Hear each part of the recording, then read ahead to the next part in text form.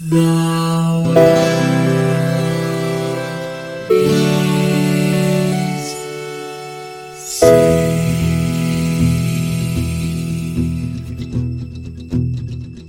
The living room's dark, save for light being cast from the big TV screen and the imminent sunrise that's teasing the one starry sky with whispers of morning. Hey, George. Hey, Lions, how's it going?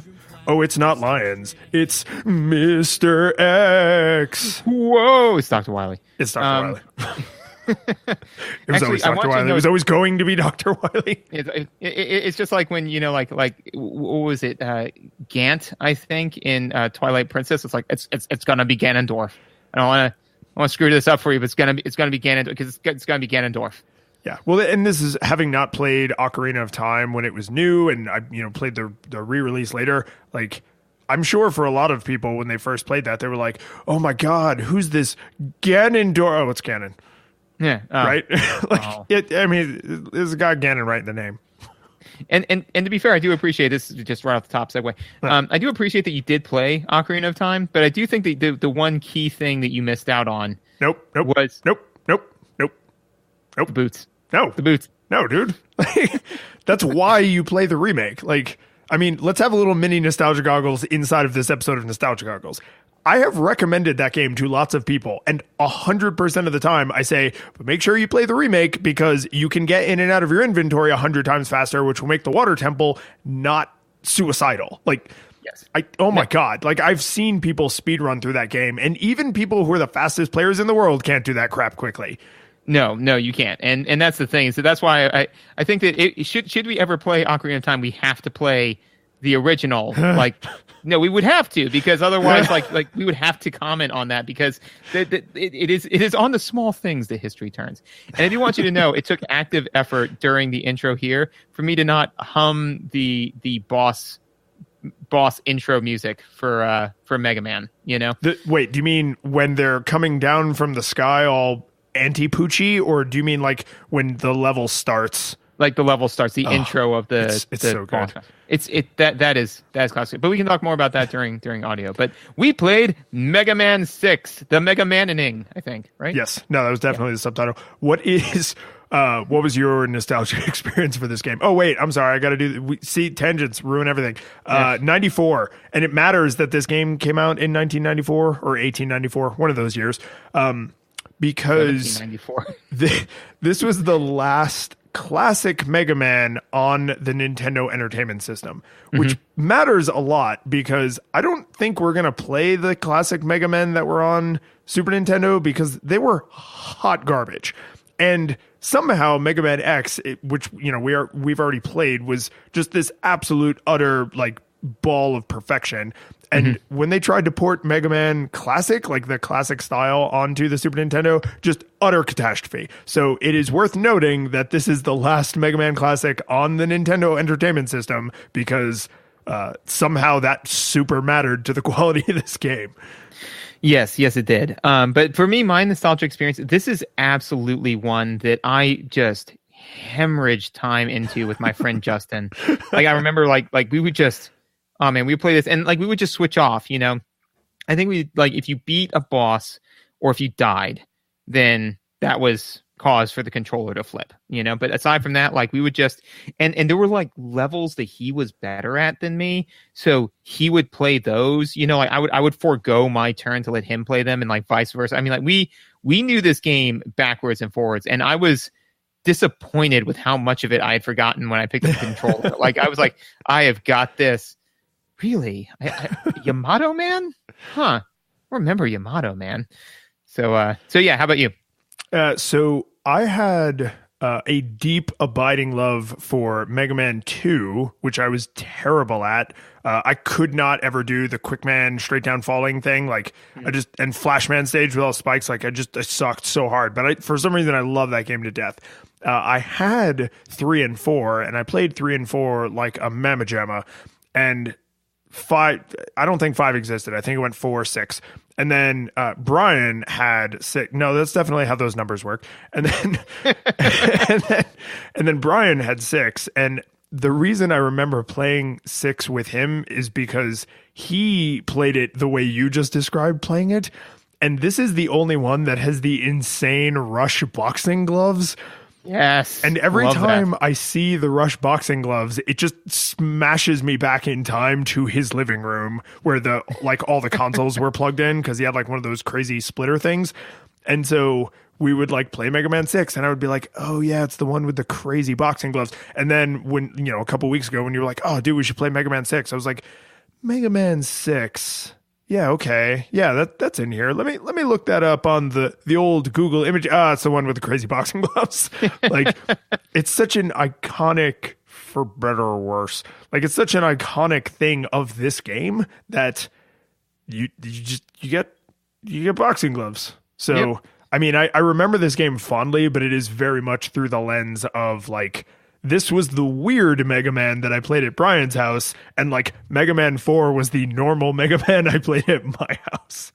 Well, and that was the thing that I mean, for my thing, one of the reasons why, and I figured that what we'll probably end up doing now at this point is because we played Mega Man X, we are now playing Mega Man 6. I figure like let's just go back in time and watch the de-evolution of Mega Man, you know, because like the next one we should play is like, you know, like 3 and then 2 and then 1. And then we'll just make our own Mega Man game on MS Paint. Yeah, there you go. No, it's got to be like a, you know what it needs to be is a text adventure. No, what we should do is create a tabletop RPG that's just Mega Man. Like I'll DM it, and you can just be Mega Man. Be like, all right, roll the hit, miss. I jump over the pit, you fall in the pit. But I didn't even roll. I know, man, dude, it's glitchy. I don't know what to tell you. Sorry.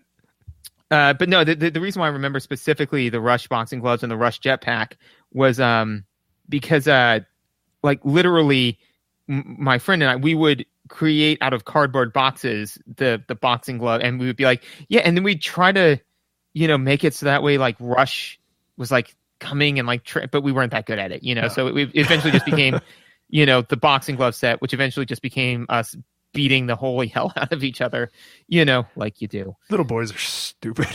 Yeah, we are. Are. Anyways, but yeah, so visuals. So the thing about the classic Mega Man games is when I say Mega Man 2, Mega Man 3, Mega Man 4, Mega Man 5, Mega Man 6, that spans 7 years, I think, of NES game development.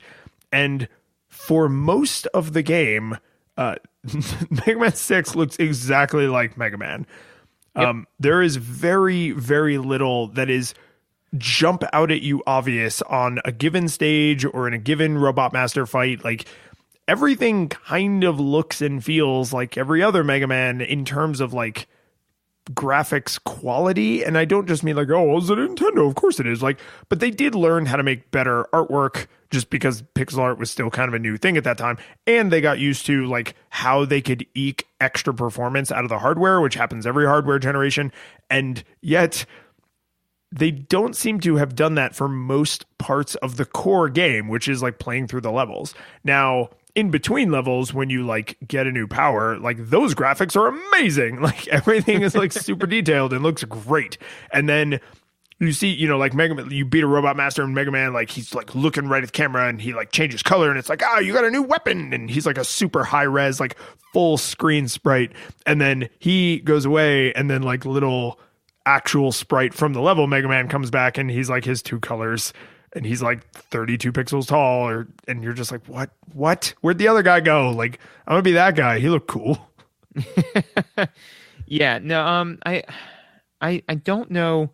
I think I know why. So first of all, I think that this would be, if not the birth of, certainly on the earlier end of, in service to the brand, right? Oh, totally.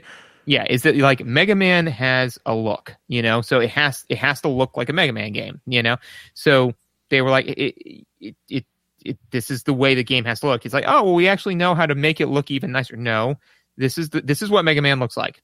He has to look like this. He is this many pixels tall. This is what Mega Man looks like. Yeah. No, I don't doubt for a second that the sprite in Mega Man 6 is pixel for pixel the sprite in Mega Man like 1. So I think that that's the reasoning behind it. I don't know. for better or for worse. Because like I don't know whether or not like it was done that way because some, soulless person said like, no, hey, we can't afford to lose a penny on any innovation or anything weird, new or different. You will ship the same thing. It will be, cookie cutter and that's it. Or if they basically said like, it ain't broke, like this was groundbreaking for its time and it still looks good enough. So why would we change it, I would say it ain't broke because they definitely, if you put the Robot Masters from Mega Man 1 and Mega Man 6 side by side, they are way higher detail. The stages in general are way higher detail. So they definitely put more artistic effort in terms of like their skill got better and they understood the hardware better. But it is really, it's almost jarring to see like super flat 2-color Mega Man going up against Robot Masters who have like a little bit of shading and like a little bit of outline and a little bit of like depth to them. And it's fine, but it's you're just like, oh, did you literally just walk here from the first game? Like, have you just been killing robot dudes this whole time? You must be exhausted. Well, and actually, I now I'm starting to think of like a new narrative, which is because I mean, like each game has its own like throwaway, whatever. You ain't playing this for the narrative, Yeah. No. Oh God, was it 2? I think it was 2 where for some reason Dr. Wily disguises himself as an alien. So him BSing you on not being the main baddie has like a long pedigree.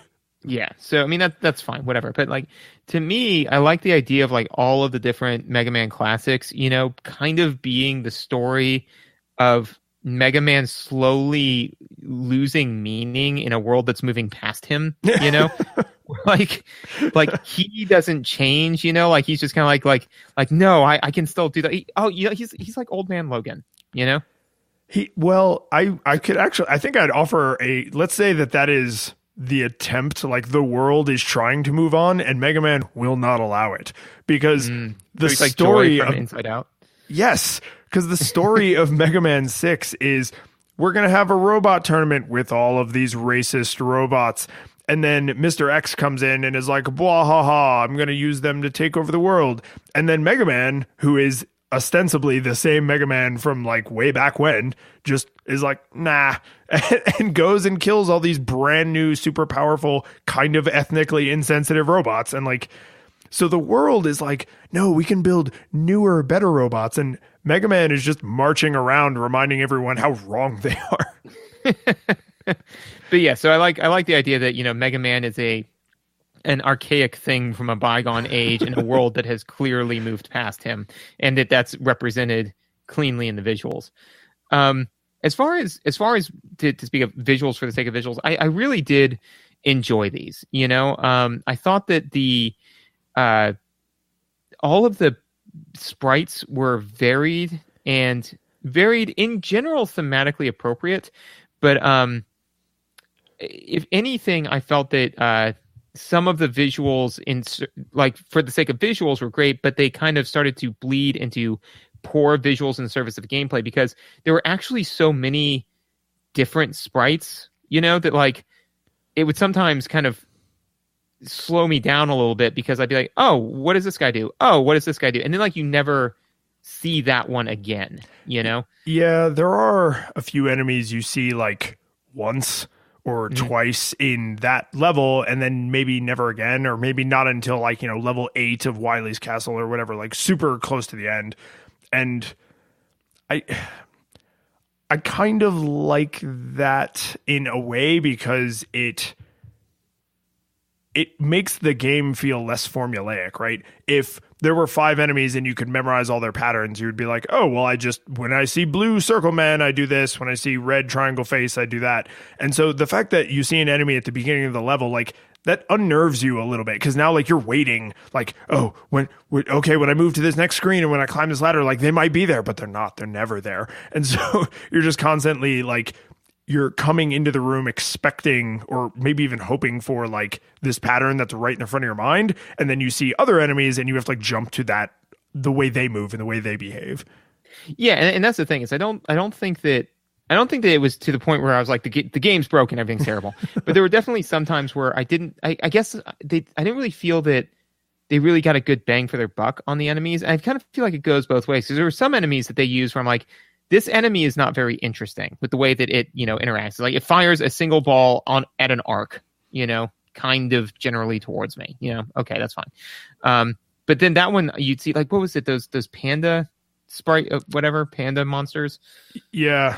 There's a red panda and a black and white panda, and I think they have slightly different attacks. Yeah, but the black and white panda, like that one you see a lot, right? And I kind of like felt that one was kind of like lackluster. But there were some enemies where you see them once, and I was like, that enemy was interesting. I would have liked to have seen them in like different settings, because I feel that I would have liked to have solved more puzzles with that being part of it, Yeah. And that might be what's happening is like, let's pretend they have like a difficulty formula per screen that's like amount of platforming hardness times amount of enemy hardness, and that gives you like the difficulty for that screen, right? And so as they're designing the level, they're like, oh, we have to have like so much difficulty distributed and so many opportunities, like get your health back, and like this is where the checkpoint is, right? That kind of thing. And this actually sounds believable. Like they might actually do it like this. But they, if they are prioritizing platforming difficulty, that means that the ones that would ramp up the combat difficulty aren't going to show up nearly as often, because then you have to be on a boring screen where all you're doing is shooting at that enemy. So you're going to buy this formula I've made up and decided is canon, see those types of enemies less, and see the boring ones that move in a really predictable pattern more, as there's less and less ground for you to stand on. So you have a simple pattern you have to deal with, but like in a trickier platforming situation. And I could definitely see that. And I think that one of the things that would make them able to, have the error bars be larger on that formula, so that way you could have more enemy, like the same enemy showing up in like more different and interesting patterns and tiles. It would be to cut down the cycle time, but we'll get into that in mechanics. But yeah, so I like I said, and that's the thing, is that this isn't really like I feel like they did this wrong. It was just kind of like something I would have liked to have seen, because there were definitely some bad guys where I wanted to see, like, especially some of the bigger boss, kind of mini boss ones, where I was like, this would have been interesting if it was like in a situation where I was fighting it, like like it and something else was going on, at the same time. Like there's a couple of times where like there's a Implant Man stage where there's like this huge tank looking guy that like punches at you, him. Yeah, he's almost like he almost looks kind of like a big like monkey or a big gorilla, but he has tank feet. Yeah. But anyway, yeah, he punches you. Anyways, like you fight him twice, but both times you fight him, it's just like against the black background. It's just him. Like the encounter is exactly the same. So I'm just kind of like, why did I fight this guy twice? So let me speculate as a way of tying this to one of my graphics notes, which is there were a few screens where the developers forgot that the Nintendo has limited processing speed and can only do so much graphically at the same time, especially when that crap needs to be moving. And now that you just said against a black background, I'm pretty confident that that's not a coincidence. He is moving against the black background because to have a background behind him would be like an unreasonable amount of processing power. Because there are a couple screens where just through laziness, if you don't take out enemies, you might end up with like 4 or 5 things moving at the same time. And if they're moving and you're moving, and then there's like projectiles moving, because some of those enemies can also fire projectiles, like the frame rate drops to negative numbers. Like you start traveling backwards through time. It's really jarring and unpleasant, because the game is otherwise very, not just smooth, but has a really consistent pace. Like Mega Man moves at a really consistent pace. The bosses move at a really consistent pace. The enemies tend to move at a really consistent pace. So like punchy monkey guy, I'm going to say he's a gorilla, Donkey Kong, he would... Mecha Donkey Kong. Yeah. I would play the crap out of that game. So Mecha Donkey Kong, Nintendo DMS. Yeah, seriously.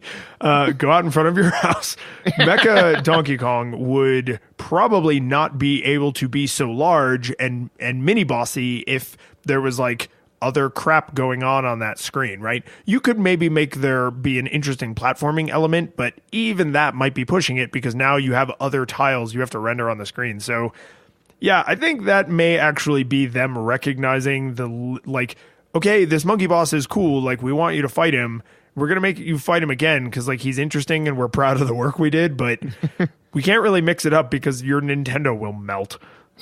Which is entirely legit. I think that, and as you're saying, I'm confident that you're correct. That it was a processing limitation, but it is definitely something that I think that we have as gamers have come to expect from like our games nowadays. Which I think, like, going back, like, if all of a sudden, again, if you're viewing it through nostalgia goggles, right?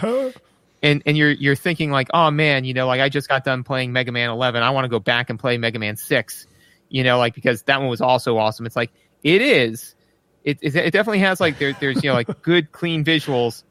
It can't do some of the stuff that you definitely remember it being able to do.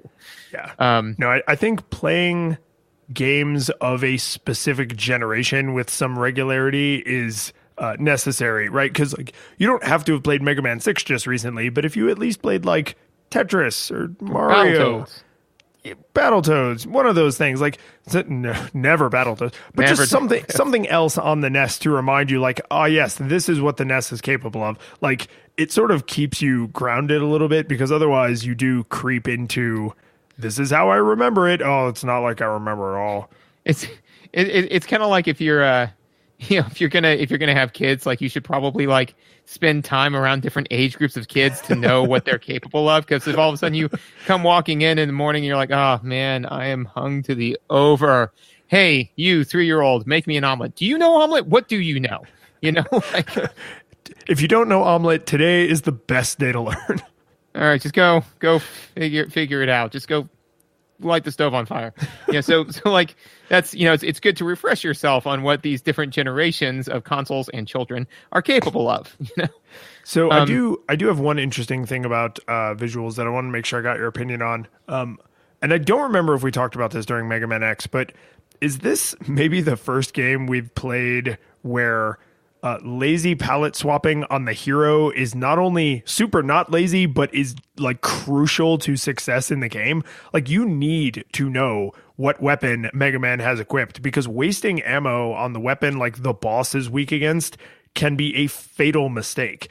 And it is impossible to look at Mega Man and not know at least that you have a weapon equipped. Even if you haven't memorized all the colors, you definitely know, I am not normal Mega Man right now. Like, because for the Rush Jets and the boxing glove, whatever that one is called, you actually do look different. You're not just color swapped. You, like, your shoulder pads look a little different. Like, you have a different sprite.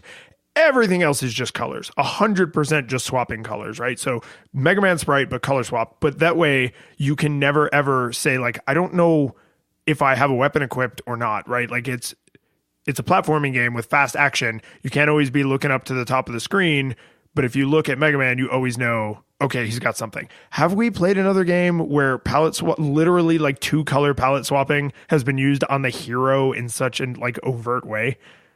So I thank you for monologuing as long as you did, because it gave me time to reflect on this, because I wasn't listening to that. That all sounded boring as hell. But no, piece of shit. No, I'm really racking my brain. So I think that certainly not to this degree.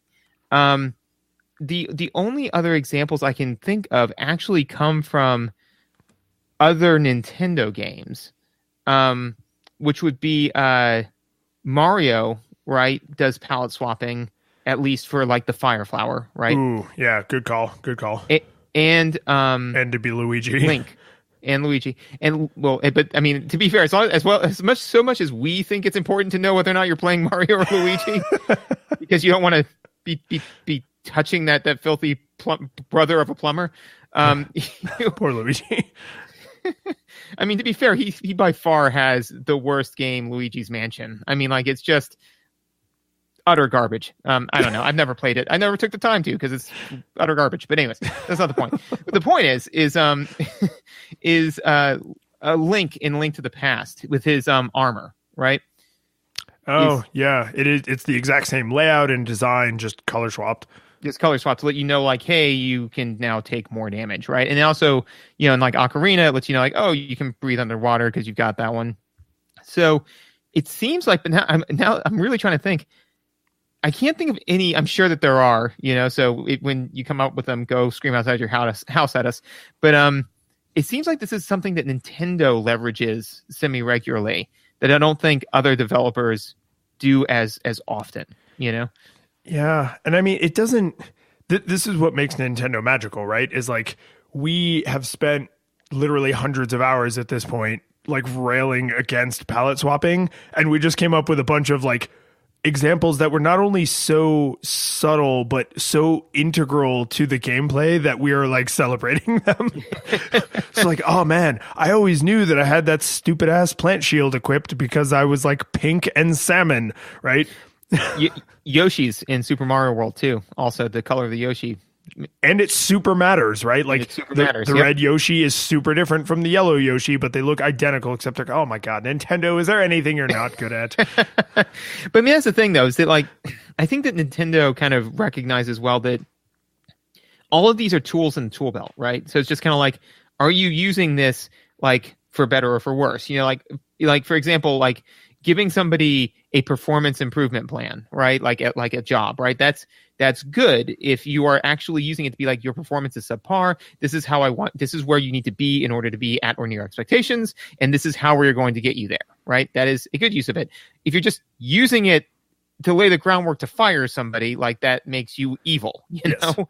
So like the same thing where it's just kind of like palette swapping. It's like, well, palette swapping, if it is being used to convey important information, is good. If it is being used as a lazy way to not generate more resources for your game, then it's bad, So, but yeah, I definitely think that Mega Man in particular, like it's one of almost like the core mechanics, right? It's like a core visual, which is interesting because that does mean by extension that if you are colorblind, it does make the game a degree more difficult. Not impossible, because you definitely have the bar to the right of your health that also shows you, hey, you're firing a special weapon and what have you, but definitely a degree more difficult for sure.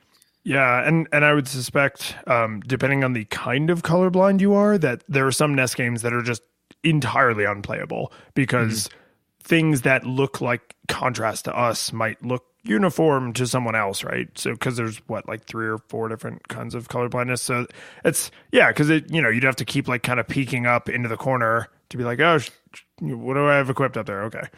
One of the best stories of colorblindness that I have was actually one of yours, which was one of many. Well, I mean, because like I am not colorblind. I'm not deaf. I don't have anosmia.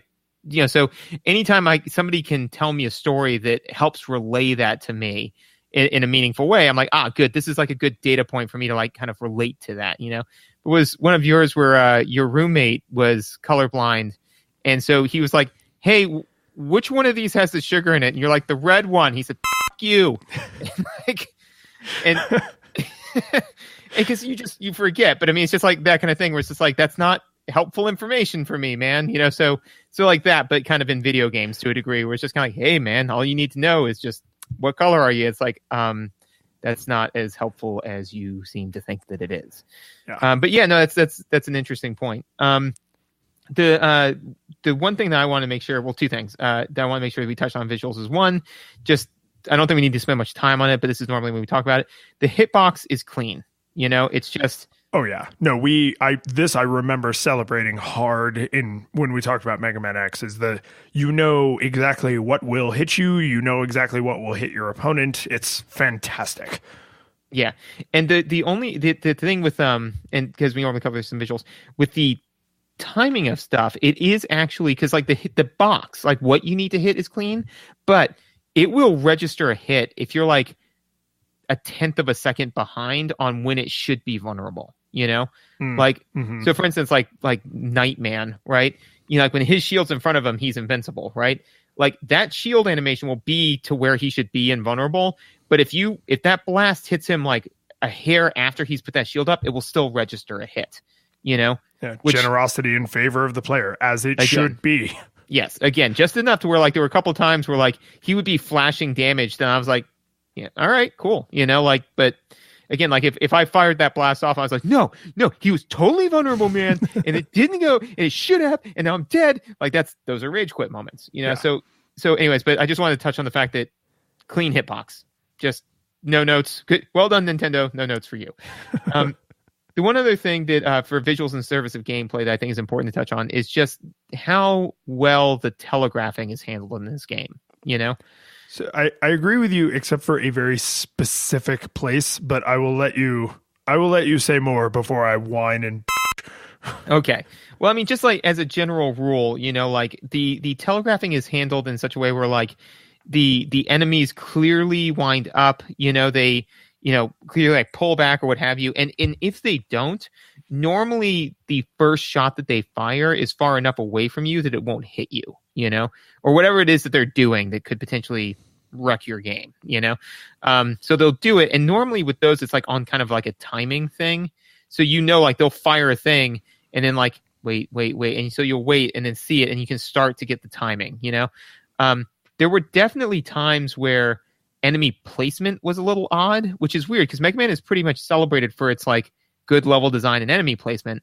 There were a couple of times where I like where certain enemies were put in places where I was like, I kind of felt like I didn't really have time to react fast enough to that.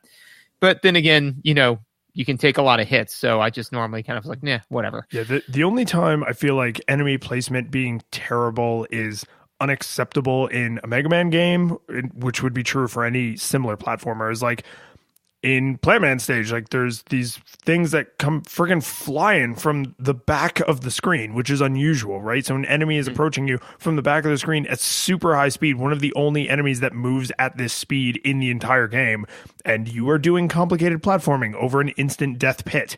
So if you screw up the timing of that enemy shooting across the screen, for which there is no like indication that this is about to happen, you just have to know that it's about to happen, or just coincidentally not be in the middle of your jump arc, like you're gonna get hit and you're going to die, right? So yes.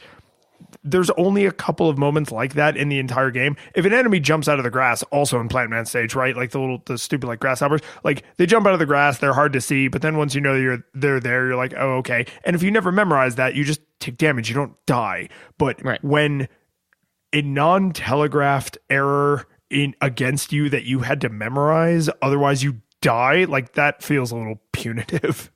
Well, and I think that I don't know if we've discussed this before, but I think that the best way to determine the level of frustration felt for stuff like that is not in like how much damage did you take or how many lives did you use, but it's in units time, So how much time did you lose? So like if the grasshopper jumps out of the thing and hits you and you take some damage, you've realistically lost no time, not at that point anyways, because you got a lot of hits. You can take a lot of damage. You'll probably get that life back at some point. The amount of time that you've lost is near negligible, whereas in Plant Man stage in particular, because the area that you're talking about is a solid minute and a half, maybe 2 minutes off of the checkpoint, right?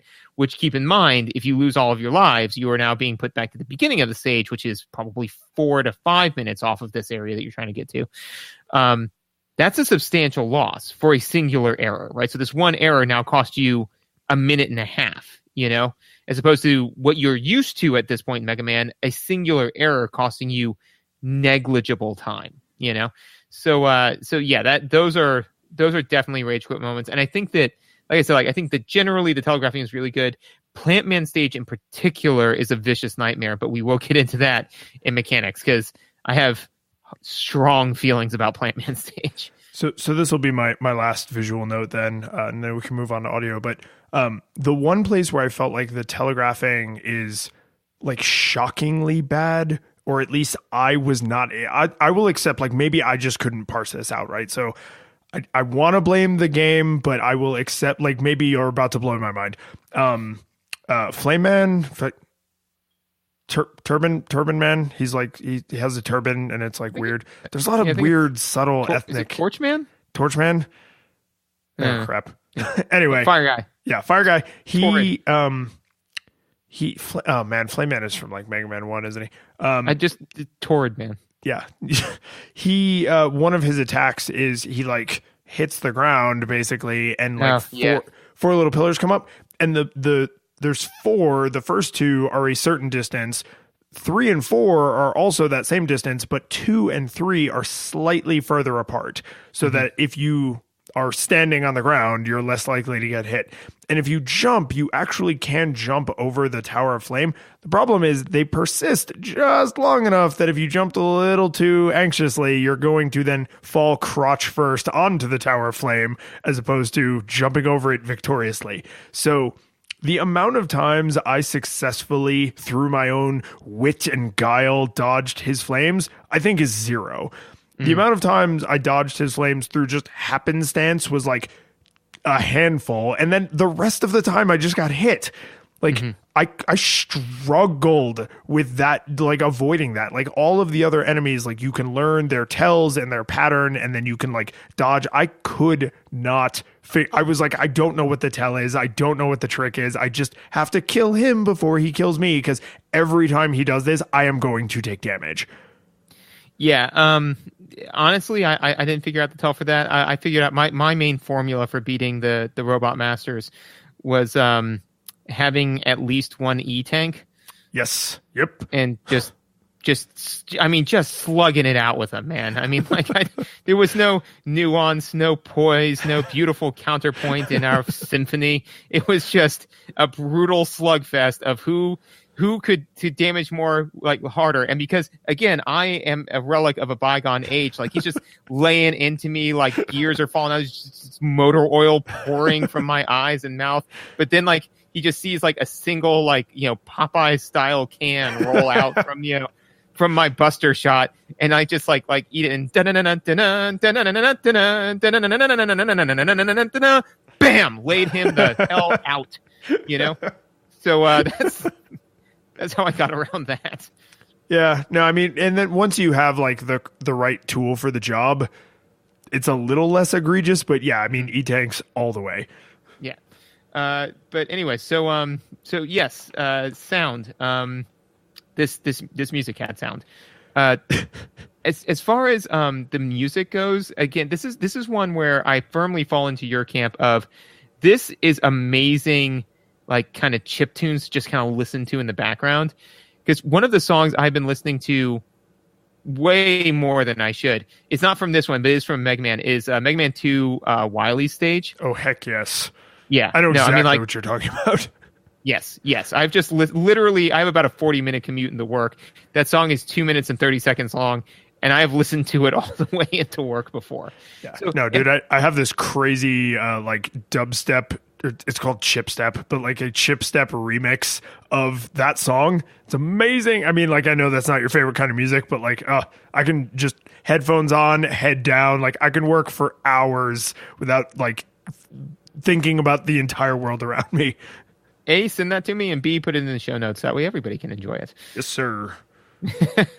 But this music is very similar in the sense it's all kind of like very, very fun, very fast paced, and stuff that's kind of like good to get you in the mood. It's good background music, but it's not like generally hummable, unless you were to, pick out one. Like if you were to take any of the songs, pick it out, listen to it on repeat, chances are you would enjoy it and then be able to recite it. But aside from that, it's just great background music, which I really appreciate. The tune is hummable in the sense that, like, it's not ambient music, because, like, hum the opening to The Dark Knight, right? Like, I bet you would recognize it if you heard it, but it's not a song that you would whistle on your way to the mailbox.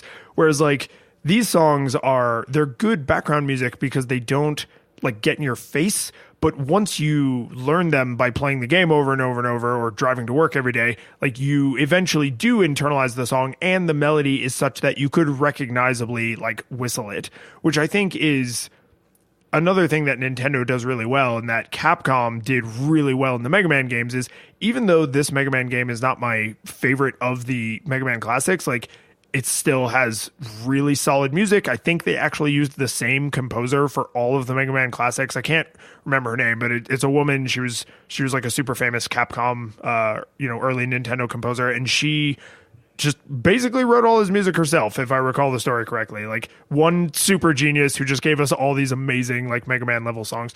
And they did another smart thing here where not only is Mega Man a relic of a bygone age, but his like level start music, the dun dun dun Yep. dun dun dun dun dun dun dun dun dun, like that's amazing. And there was absolutely no reason for them to change that from game 1 to game 6, and they didn't.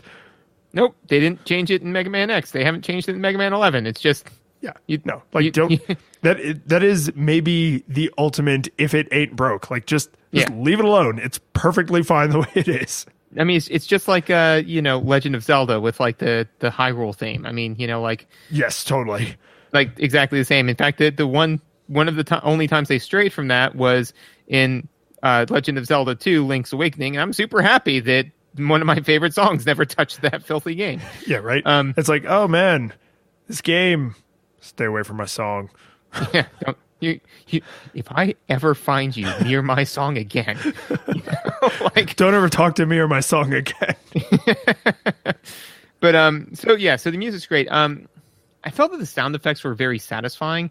The sound effect I really thought was good was the when you've hit an enemy noise, because that is there's basically, I may be wrong in this, but I think there's two noises when you hit a bad guy.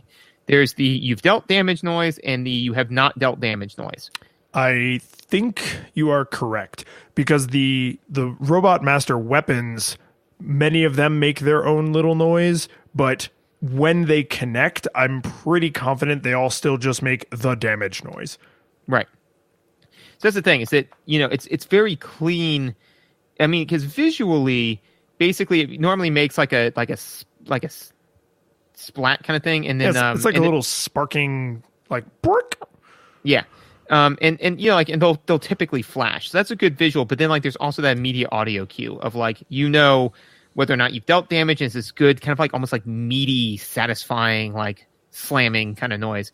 And if you haven't, it makes that pink, and then which is super unsatisfying and really different from the damage noise. Yes, it is. It is the single tone equivalent of the sad trombone, It totally is. Like, I'm going to shoot this enemy. Wah, wah. God, I this may be not something that the internet has already gotten for us, but now I kind of want to just see somebody play through Mega Man, but have every time that noise happen be substituted with the sad trombone. So I don't know if that exists, but what I can tell you there is a plethora of, for some unknown reason, is for a while people were doing ROM hacks where every single noise in a classic video game would be the Tim Allen grunt from Home Improvement. That is bizarrely specific. Yes. And dude, I gotta, like, there aren't a lot of things on the internet that I'm specifically nostalgic for, but when like YouTube and like E-Bombs World and Newgrounds were new, like people made weird art because the barrier to entry was so low. Mm-hmm. And in a world of like, you can literally be a multi-millionaire by being a jackass on YouTube. Like, no one is just making weird art and having it elevated into the weird art still exists, but it doesn't get elevated in the public consciousness the same way. So when something like all of Super Mario World, except all the sound effects are replaced with the Tim Allen grunt from Home Improvement, like makes it into kind of the public sphere where people are generally aware of it, that kind of makes me excited. I'm like, oh man, I'm dialing up on my like, 56K modem to see some weird internet stuff. Speaking of weird internet stuff, this is definitely a tangent, but something I learned recently. So we all know and love Leroy Jenkins, right? Like that's yes, we do. Yeah, and if we don't, we're not friends anymore. Yeah. So that's fantastic. I for whatever reason I got nostalgic about that, so I looked up that video, and right below that video was the Wikipedia article about Leroy Jenkins, right? Okay. And so I clicked on that, and I learned two very interesting facts about that video, right? Which is one. The guy that I forget the name, because I think Leroy Jenkins is like his handler or something like that. I don't think that's his actual name. But anyways, he was not listening to that entire lengthy conversation. He was actually making chicken or something. Like he was making food, sat back down, put his headset on, and then immediately ran in. Like, so he wasn't a part of any of the conversation. Like, he just so it wasn't like he was slowly becoming impatient. He sat down impatient. Oh, good. You know, I didn't get bad. I am bad. But the really interesting part was, and I don't know anything about World of Warcraft, but this was not flagged on Wikipedia for like being biased or being, not factual. Like none of those flags, right? So this stands as far as Wikipedia is concerned, which it said like Leroy Jenkins quickly dismantles their well thought through plan, like their well discussed plan, and it says note the plan that they had come up with shows a deep fundamental misunderstanding of the then current World of Warcraft rules. Oh my God. And I was like, whoa, Wikipedia, like, come on. Did you look at like the talk page? Like, was that edit from Leroy Jenkins? I did not check that, but like I saw that and I was like, so even without Leroy messing everything up, this was doomed to fail. But like, I don't know. I just got a particular kick out of that, especially that verbiage. No, and I like to think of him as like the merciful. He's the person, like in the B horror movie, he's the dad with the shotgun who has to do the horrible task of like shooting his wife and children and then killing himself because he's only got like 4 bullets and there's hundreds of zombies coming, right? So like, they all thought that he was just the worst, and he's just like, this plan can never succeed. I have to save them from themselves. Leroy Jenkins. But that links perfectly back to Mega Man sound effects, which totally does. Yeah. I will say that one of the sound effects that I found to be lackluster, and I think that this is definitely just my nostalgia goggles, is generally X's, like, the sound effects that his special weapons make are kind of meh. Because like the Buster, like it's charging like that sounds so cool. And especially because I'm remembering Mega Man X where you could also charge the special weapons. It felt so cool and so awesome. But like when you got like Blizzard Man's thing, it goes like plink, plink. I was like, why do you even bother to come to shit like this, Blizzard Man? You know? And I think it's worth pointing out that his weapon also looks spectacularly boring and terrible. Right? Does. I mean, so it sounds unspectacular and it looks like critically unspectacular. So there's a lot of they're almost incentivizing it. Yeah, they're almost incentivizing you to rely on the Buster, like the Mega Buster, or saying like, oh hey, this is like Mega Man is like the cool guy, and the weapons he gets from the Robot Master is like, that's just a thing he has to do. But like really blue Mega Man with the Mega Buster, like that's the guy you want to be. And to be fair, X does remind me like a little bit of Invader Zim with the Dark Harvest, like he's like more robot parts means more robot, like he's just slowly harvesting like. Because I know the sprite doesn't change, but in my mind, he's just like 50 pounds heavier because he has all of these different like cells in him, and he's like, "No, I have all the powers now. I am the most robot." I mean, it is a weird, I think, artifact of being a successful franchise that they could have done more robust sounds for all the weapons, but I would say in their defense, there's a good chance that they were trying not to be repetitive and say like, well, okay, we had an ice weapon in these 3 other Mega Man games. We don't want to make it sound just like that.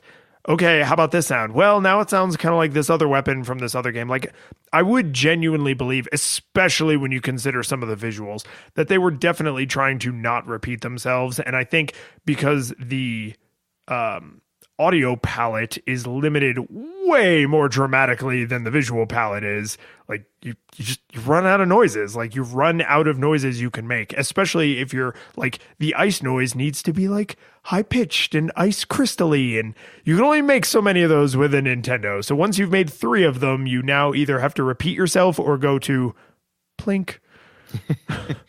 But yeah, those were most of my notes about sound. Do you have anything else in particular? So I do have a couple like things. I don't think these are super deep thoughts, but I did just want to mention them. The Mega Buster charging sound effect is just deeply satisfying. Like it just feels good. And like even just walking around, like holding it down all the time where it's just constantly like wobble, wobble, wobble, wobble, wobble, wobble, like never gets annoying. You just always feel empowered. The teleport noise at the end of the stage, because for some reason it doesn't do it on the way in, but it does do it on the way out. The like whoop, whoop, whoop, whoop, whoop. Like again, very satisfying. Maybe that's why they only do it on the way out, because then you associate that sound with victory, right? I would agree with that. I don't like that the Robot Master exploding noise is the same as the me exploding noise.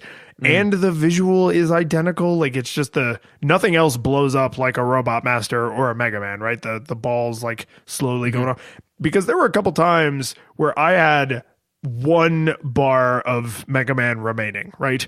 All of my motor oil had leaked out of my eyes. And then you hear that explosion noise, and for just a second you're like, oh wait, it was him. Right? Like that is a terrifying moment. Well, and I actually, and I agree with you that it is generally bad form to do that. You don't want to conflate a good sound with a bad sound. That being said, I kind of liked those moments just personally because it was very reminiscent of like, you know, the 2 samurai like clash, you know, and they both land, right? And then like you see like the blood, and then like just one of them falls over because I was like, oh God, oh no, wait, it wasn't me, you know, like.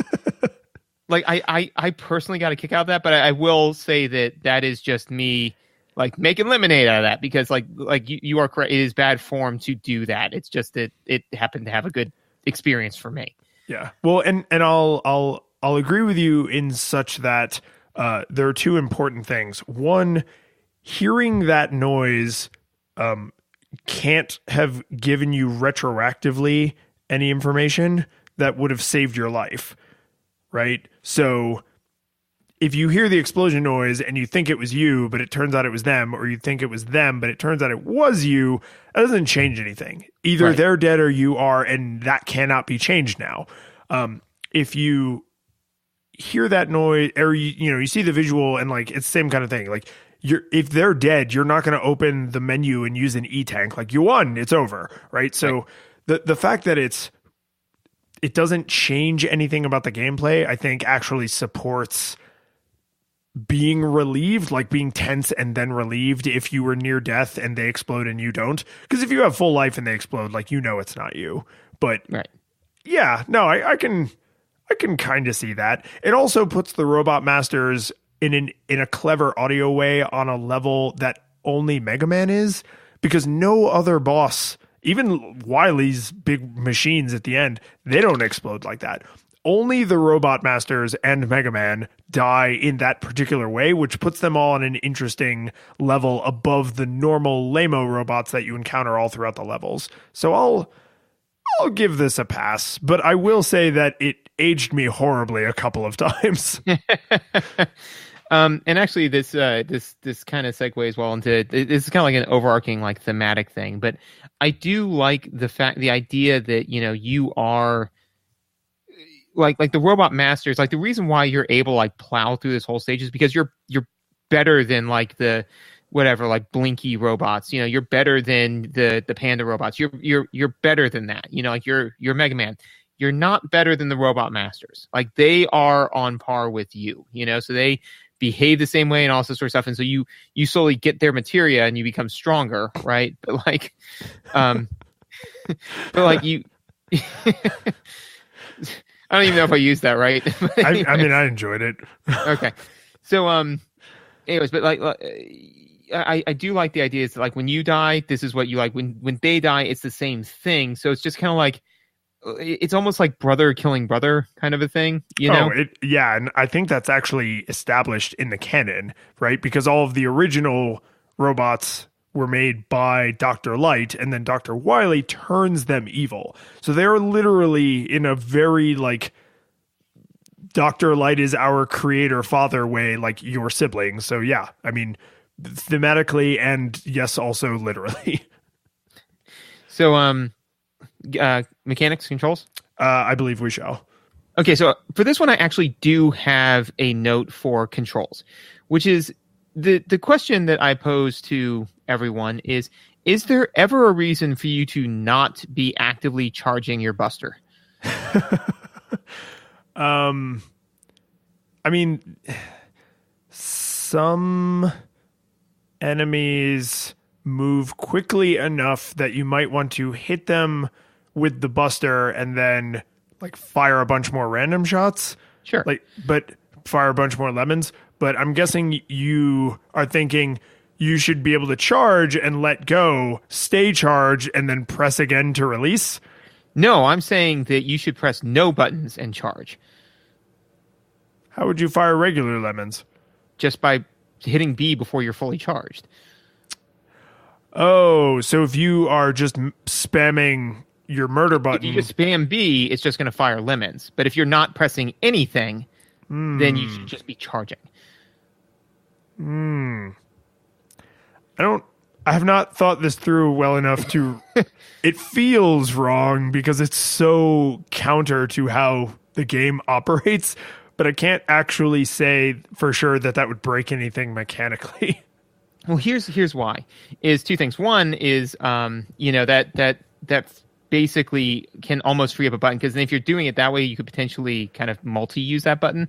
But much more importantly is from an accessibility standpoint. There's really like telling somebody you have to consistently hold down a button, right? If I have any kind of motor coordination like problems with that hand, then that makes playing Mega Man potentially impossible. I hear what you're saying. I would submit that this game, even now in the modern day, is not designed to be accessible to someone who can't do Twitch action platforming. Like it is knowingly and willingly barring a certain kind of person.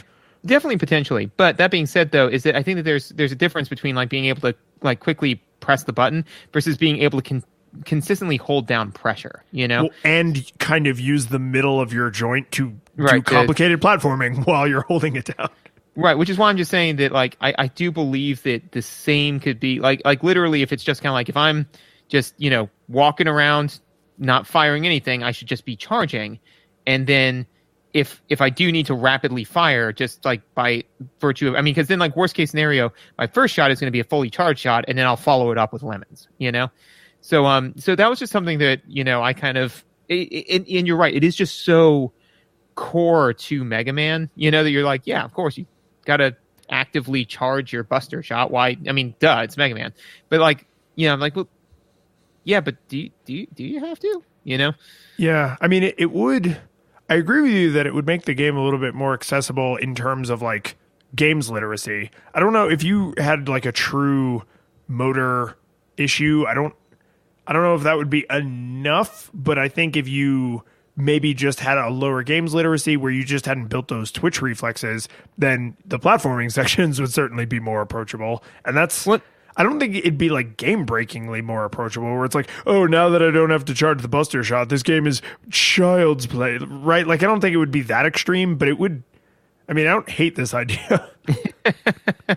And like I said, like it's just something that I think is and as far as like I am fortunate to be very healthy, so like I don't know if like the whole like litany of like this different disabilities, but any like I don't think that it would like it certainly wouldn't hurt, So to say like, hey, listen, because I know that one of the things that they do in first person shooters and this is an accessibility option is.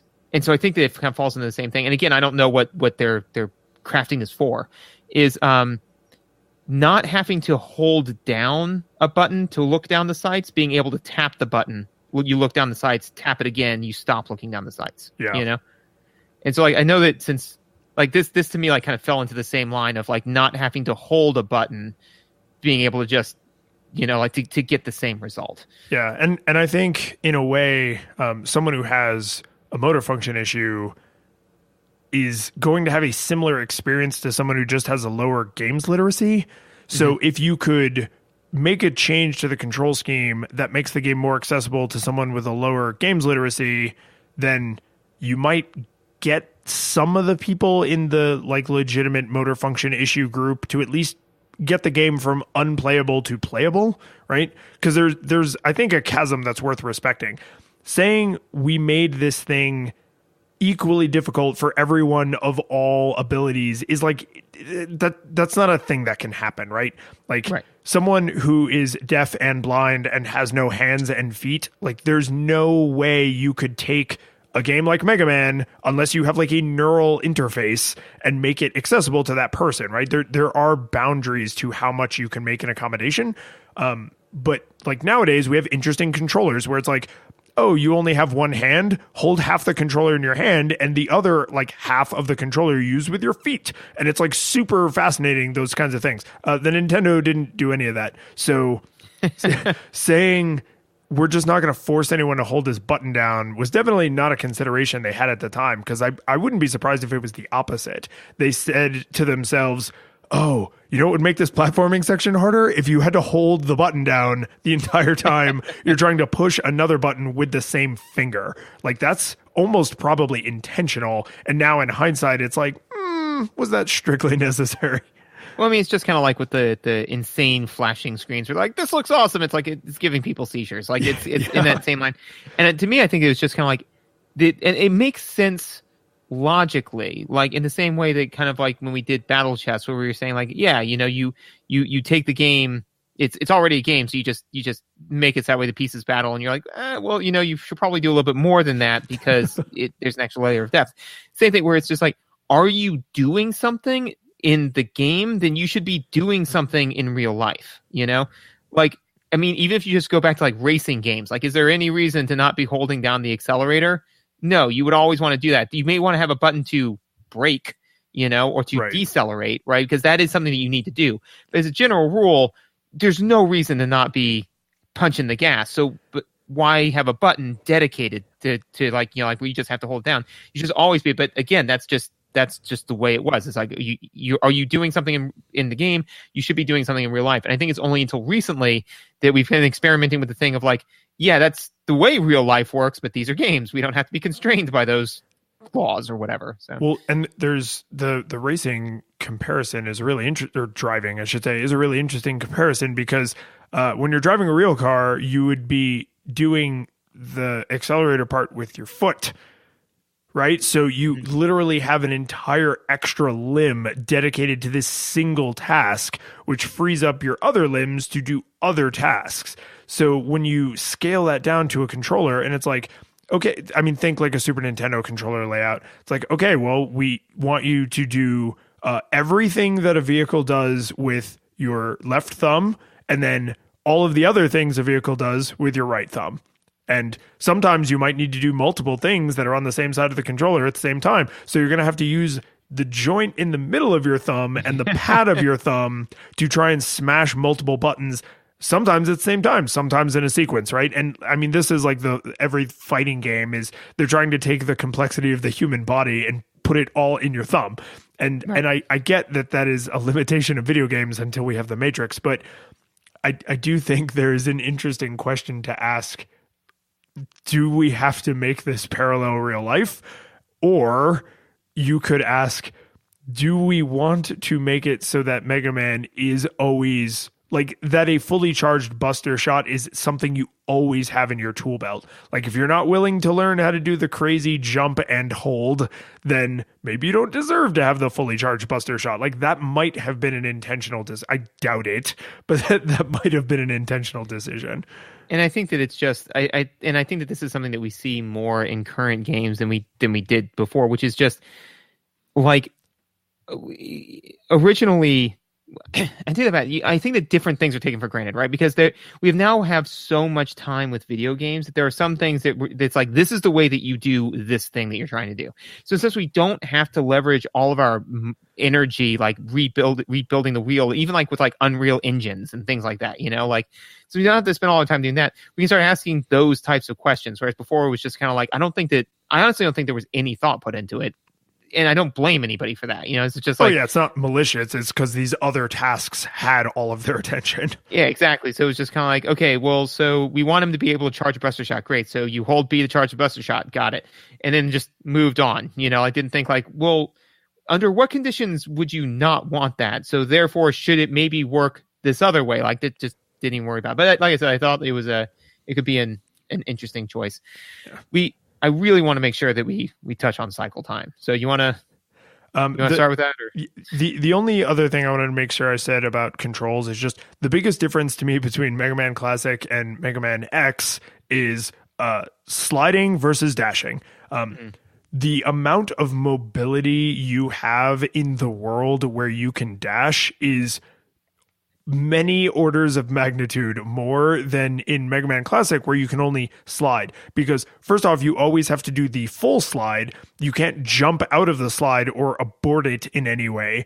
And second, you can't like slide, jump, like, and use your slide to like give you momentum the way you can with the dash. So it's not a bad thing, but because I've played Mega Man X so much more overall than I've played Mega Man Classic, even though I've played Mega Man Classic a lot, like you just feel slower, like you feel like you can't move through the world as nimbly.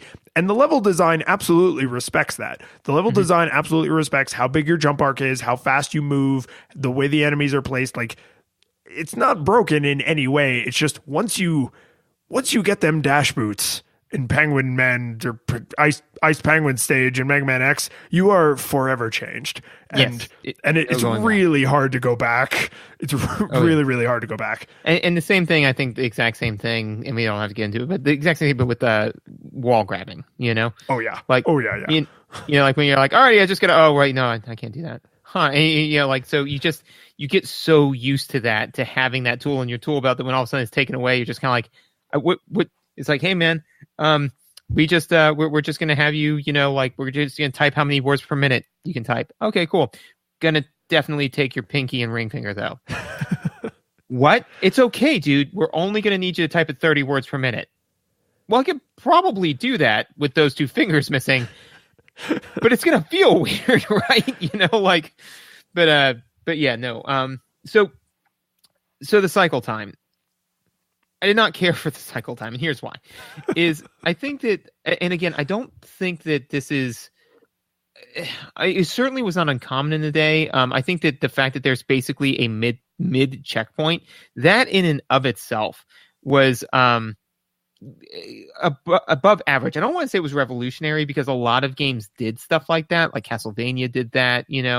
Mario did that, but like there were definitely, that was not standard, like that was something that like you were happy when that happened, because there were definitely games like Battletoads that did not do stuff like that, right? That being said, just having just this singular mid checkpoint, right, causes issues with how you can modulate your difficulty, because typically you want the difficulty to build as a level goes on, so that way like climaxes like right at the end, right? But the problem then is that you're dialing out your cycle time, and as we mentioned, is that the amount of anger that a player feels is directly proportional to time lost. So if all of a sudden you crank up your difficulty like right before you get to the boss, like in Plant Man stage, and then you're constantly reliving this purgative hell, this Sisyphusian effort of like trying to get past that one area, it's pretty awful. Definitely in Plant Man stage was the only time where I couldn't get past it. Like I just could not arrest the momentum of that train. But definitely I think that, shorter cycle times are your friend. And I don't think that this game fully mastered that. So I think there are a couple of times where the cycle time feels almost punishing.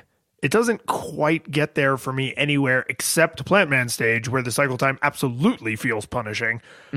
But the cycle time there is consistent with cycle time everywhere else. The problem with Plant Man stage is the level design, right? The level design doesn't respect the cycle time that they've decided on for the rest of the game. The rest of the game does, and is designed around it.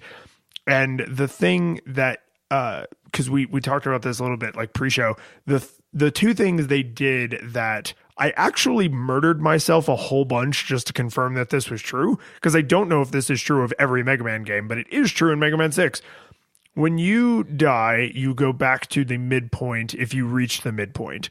When you die all the dies, you go back to the stage select screen, or you can just say continue and you'll just start that level over immediately. And that can happen ad infinitum. So the game will actually allow you to continue to bash your head against that wall until you learn the lessons required to get past that stage. Now, I still think Plant Man stage is too punishingly difficult in the second act to allow for that long of a cycle time. But every other level, it actually feels appropriate. Like, okay, you have 2 Mega Man heads in your head inventory. You died. Okay, we're going to let you try again. You died again. All right, one more time, because 0 counts in Mega Man games. And then you die again, and they're like, okay, now you need to go back to the beginning of the level, because clearly you did not master these puzzle elements or these platforming elements early enough that you are ready for them in this more complicated situation. In Plant Man stage, it's like, hey, remember that thing we showed you once? Here's that 15 times over an instant death pit. Oh, also this other element and springs. Like, it's just, oh God, it's awful. It's so abusively aggressive. It's terrible. Yes, and also that all of that complete garbage storm hits you a minute and a half away from the checkpoint, you know? Yes. Yeah, because it's right before the boss door. Right. So, it's just kind of like, okay, so now I get to like waste another minute and a half of my life getting past through this. Don't make a mistake, though, because then you lose a Mega Man head and you're potentially going to be down 4 minutes. And then this also couples with another choice that they made that I disagree with, which is that health items, you can make the argument for 1-ups, but health items in particular don't respawn, So oh no, so like if you walk off, yeah, it's gone.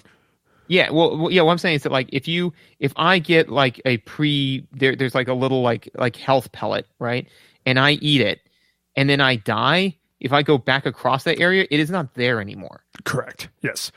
So what that's saying is that the first time through, right, like I needed this health, right, and now the second time through, right, where I am arguably maybe a little bit better, but probably not quantized that much better, I now no longer have access to that.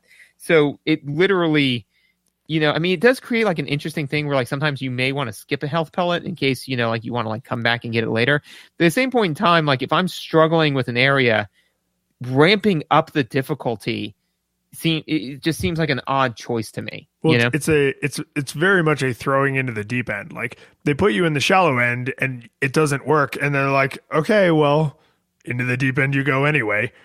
Yeah, and so I felt like that plus the high cycle time, because I mean, again, you don't want to make everything life based. You do want to have some things that can just suddenly kill you, because that will definitely ratchet up the intensity of it. Yeah. But again, putting that so far out from like a midpoint save, and again, I do want to stress the fact that Plant Man stage was the only stage where it was egregious. Because generally the rhythm that I got into was Life 1, I would get to the checkpoint. Sometimes I get all the way to the boss, but generally Life 1, I get to the checkpoint and get an E-Tank somewhere along the way. Life 2, I'd get to the boss and fight him once and start to learn his pattern. Then Life 3, fight the boss for real at full health, and then use my E-Tank and then kill him. And I was happy with that pace, and that was kind of the pace.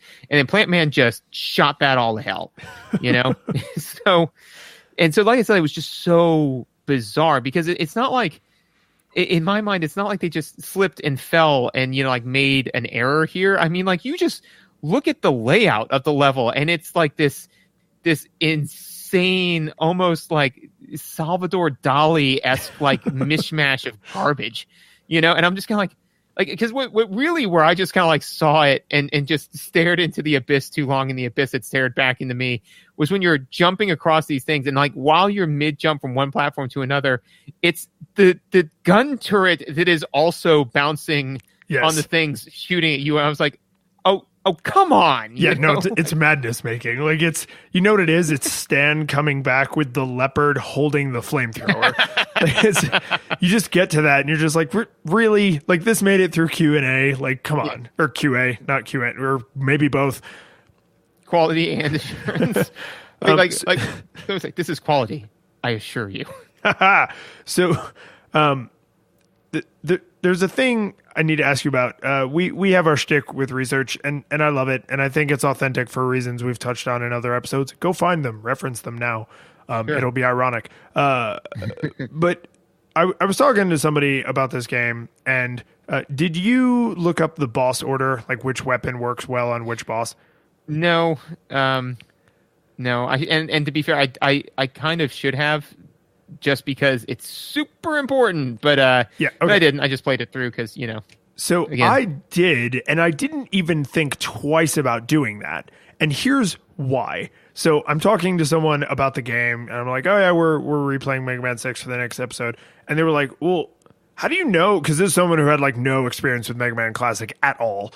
I was like, how do you know what order to beat the bosses in? And I was like, well, I've played it before. And they're like, well, yeah, but what if you hadn't? And I was like, well, I mean, I looked it up. And they were like, but this game came out in like the early 90s. How would you have looked it up? And I was like, in Nintendo Power.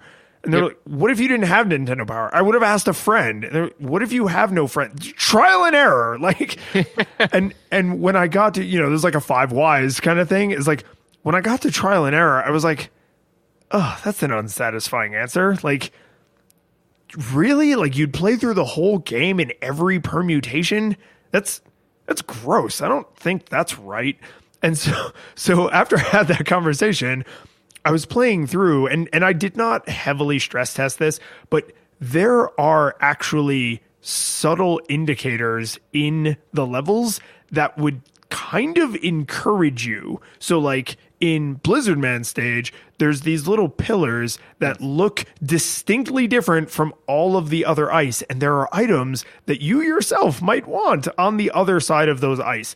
And so what would a person think? Like, oh, if I had a flame weapon of some kind, I could probably melt that ice. And that exists in no other part of the game. So you kind of think like, well, if I had gone through Flame Man stage first, and then I came to Blizzard Man stage, I would have the weapon that will work well here, right? And there's, I wish I'd taken better notes because this kind of occurred to me when I did not have the ability to write things down, but there's a handful of places throughout the game where it's like, oh, here's this subtle reminder that if you had done this other thing a minute ago, you might be better equipped to handle this. And you could start to kind of intuit the order. It is not spelled out for you. It is not obvious in any way, but you could, with no friends, no subscription to Nintendo Power, and no internet, you could intuit enough of the order that I think you could fill in the last few blanks, right? Through trial and error, or just through like random guessing. And that actually restored my faith in the designers a little bit, because when I got to like, oh, well, you would just figure it out by trial and error, like that frustrated me. I was like, no, like who's going to play through this game in that many permutations where they're just like, oh, I eventually figured it out. Like that's not fun. It's not fun. That's not what we do for fun.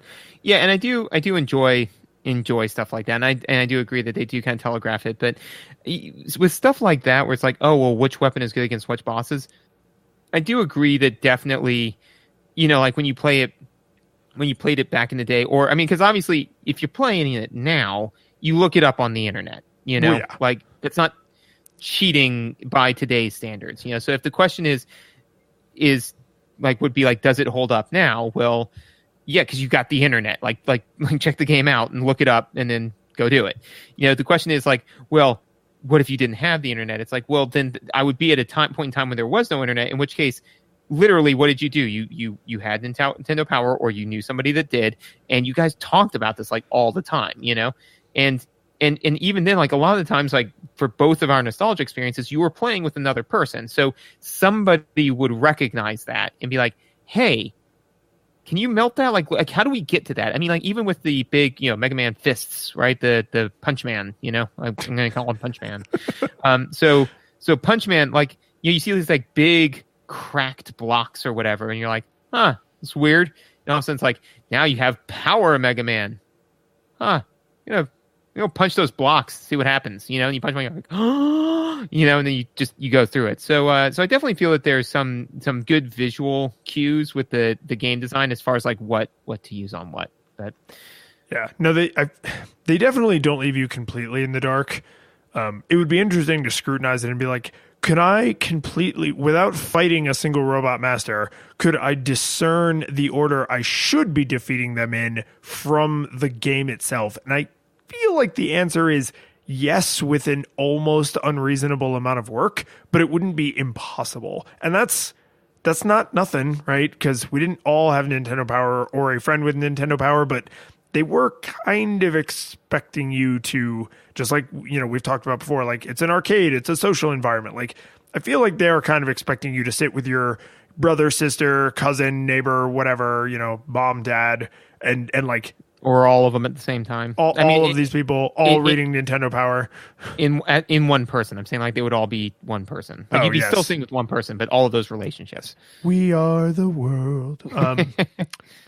Gross, dude. And right? And yeah, so like there is a little bit of that. Like, yeah, we expect you to talk to other people as game design, right? So I don't want to just say like they get a pass, but I mean a little, like I'm giving them a break a little bit. Yeah, I'm cool with it. I'm okay. So with all that said, did it hold up? For me, yeah, it absolutely did. And I'm relieved to say that because like I said in the top of the show, like Mega Man 3 and Mega Man 4 were like my Mega Mans. And then I skipped, I honestly don't think 5 existed. And then I skipped 6 and I never played the classics that were on Super Nintendo because I knew they were hot garbage. And so Mega Man, when I think of Mega Man games, I think actually of Mega Man X. And only then when I'm like, oh no, Mega Man Classic, that's like 2, 3, and 4, right? So like I had some fear going into this, especially because we'd already played Mega Man X, and I was going to be like, oh no, this is going to be bad. It's going to be hard. It's not going to be as fun as Mega Man X was. But like I super enjoyed this. I felt like other than the frame rate issues that occasionally cropped up, and other than the second half of Plant Man stage, like everything else feels super polished, super fun, like absolutely held up. Like I would put this into a normal rotation. I definitely also felt it held up. For me, it was on the hairy edge of a nostalgia monocle, just because, and this isn't fair, but it's like, whenever, it's like, who would you recommend this game to? It's like, I'd actually recommend this game to a lot of people. It's a good, fun game. But if I was going to recommend a Mega Man game, I'd recommend Mega Man X, know? So, yeah. I mean, if you're going to watch a movie with a Baldwin, right? Like, yeah, there's a bunch of them, but yeah, you're not going to go with Kevin, Like, or was it the who's the one Hemsworth brother that like is just a doctor? Oh, jeez. Yeah, like they're all the Hemsworths, and like they joke about like the one brother who's like just a doctor. It's like, don't worry, man. One day you may be a famous actor. That sucks. But no, I mean, like that being said, like the game is super super enjoyable. Like I said, the visuals are good, the sound effects are good, the mechanics are generally good. Don't play Plant Man stage. Aside from that, like it absolutely holds up. It's just, like again, it's through no fault of its own. It has a very very stellar younger brother that is just knocking it out of the park. But overall, man, I mean, I with my experience, it wasn't good. It wasn't super. My experience was pretty mega, man. The curtain falls. The music plays, the credits roll, then it all fades to black, and you're left by yourself. The fanfare is gone, there's no player 2 there by your side to share victories won. But as you slowly progress down the hall to your bed, a few great events leak back into your head from the time that you spent traversing the land, battling evil, fighting the darkness, just sword in hand. Your memories creeping with the edge of a smile. You realize again what you lost for a while. You're gonna think back much less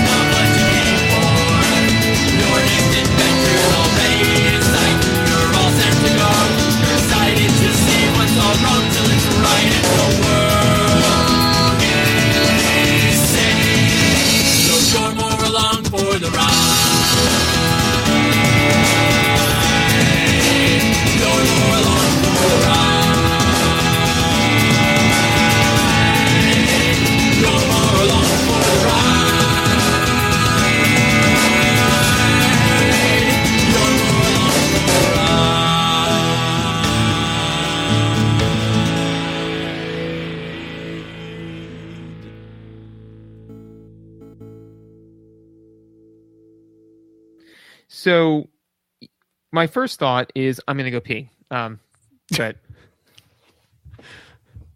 I figure that'll be an easy place to cut it. Yes.